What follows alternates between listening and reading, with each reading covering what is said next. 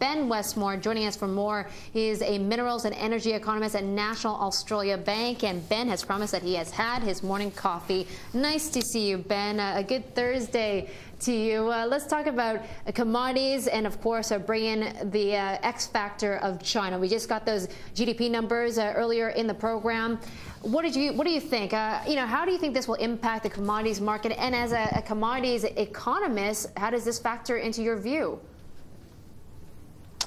Well, look, I think that what we saw over the second half of December was some very strong rallies in some of the commodity prices based on strong imports into China. Obviously, the movements by the People's Bank to increase their repo rate and increase their reserve requirement ratios caused some of the steam to come out of commodity markets. But those steps are very tentative in terms of normalising monetary policy in China.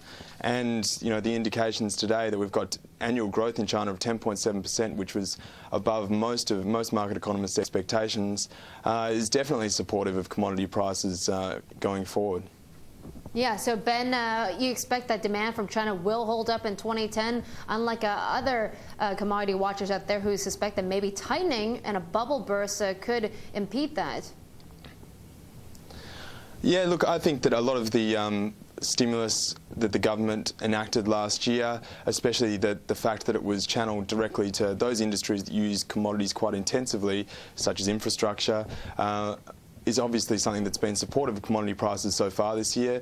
But over 2010, we still expect China to grow strongly. In terms of global growth, we expect 3.2% in annual average terms over the year of 2010, and we think China and India will contribute around half to that global growth. So we don't see any significant chance of a significant moderation from China going forward in terms of growth or in terms of their appetite for commodities. Okay, well, let's break it down then broadly, because before we get into specific commodities, because you think that this demand will hold up from China, what do you think of demand for commodities this year? I guess the rally in prices. Some are suggesting maybe it has already run its course. Look, there's no doubt that commodities were sold off too heavily early in 2009, and a lot of the rally over the second half of 2009 was just retracing those big losses as investors reassessed their global outlook and realised that, we weren't seeing a global depression. We were seeing pretty significant recessions in some countries, but it wasn't going to be something to hang around for a long time in terms of negative growth.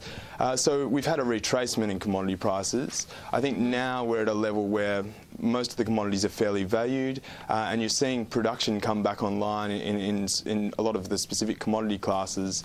And so the further rallies in commodity prices are going to be limited going forward.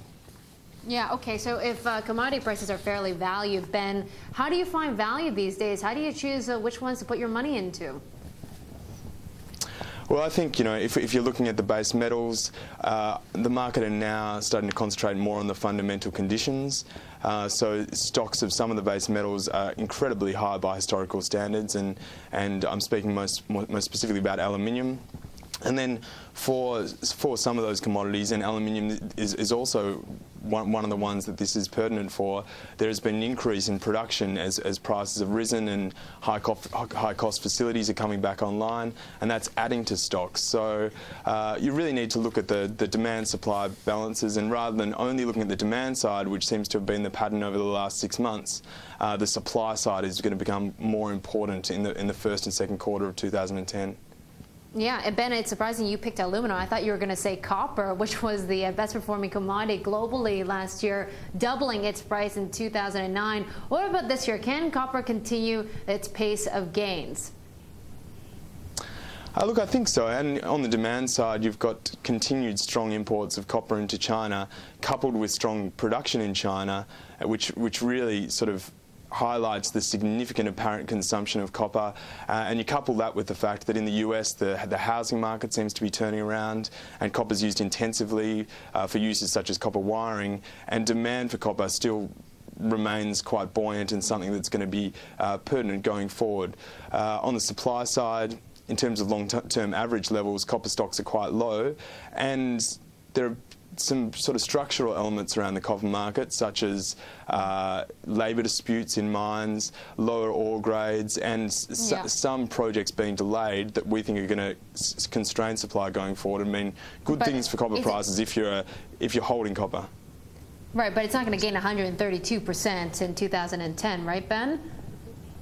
No, that's right, that's right. And I think a lot of that, as I've said, reflects how low it got in the first place, coming off a low base. Right. So what kind of gains do you think we'll see for copper quickly, since we have to get to commercial break? Look, we think that copper's going to grow more around trend, and in terms of trend growth, it's around 15% per year if we look at long-term average levels in price growth. So I think we're not expecting a moderation, but we're not expecting to see the big ramp up in copper prices that we saw over 2009.